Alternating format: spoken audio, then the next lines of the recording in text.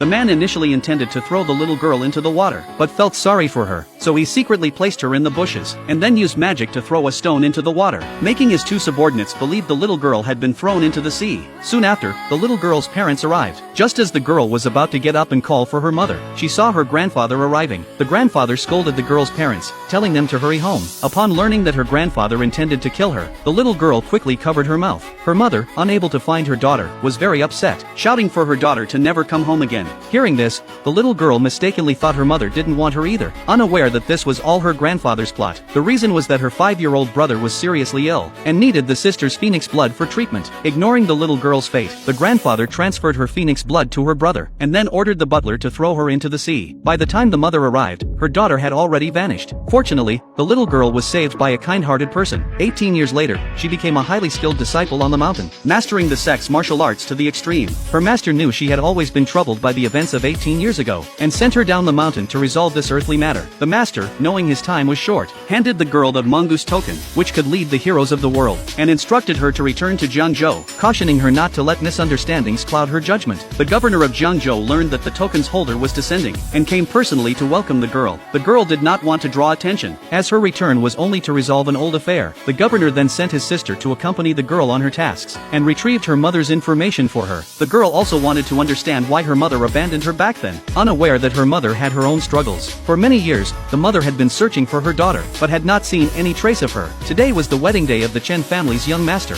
When several subordinates were performing a lion dance, one nearly fell off, and the girl jumped in to catch him. Everyone immediately praised her martial arts skills, thinking she must be a hidden expert. The mother, seeing the girl, felt she resembled her daughter, and couldn't help but call out her name. But the girl did not want to acknowledge her mother, as she had yet to investigate the abandonment. At that moment, people from the Eastern Martial Arts School brought in a coffin, because someone from the Chen Martial Arts School had killed his disciple. The Eastern warriors had come to seek revenge for their disciple. In reality, they were intentionally causing trouble, as one of them had his eyes on the Chen family's young master's wife. A conflict broke out, leaving the young master severely injured. When the Eastern warrior's plot was exposed, he immediately attacked the Chen Martial Arts School members. At this moment, the young master appeared in a wheelchair. The girl could not have imagined that the brother who had taken her phoenix blood back then, had now become disabled. The Eastern warrior, knowing the young master was disabled, intentionally challenged him to a duel, or else he would take his newlywed wife to accompany his disciple in death. The mother angrily denounced the Eastern warrior as despicable. When the Eastern warrior learned they refused to duel, he prepared to have his subordinates attack. The mother immediately intervened. Just then, the Eastern warrior noticed a family photo on the ground.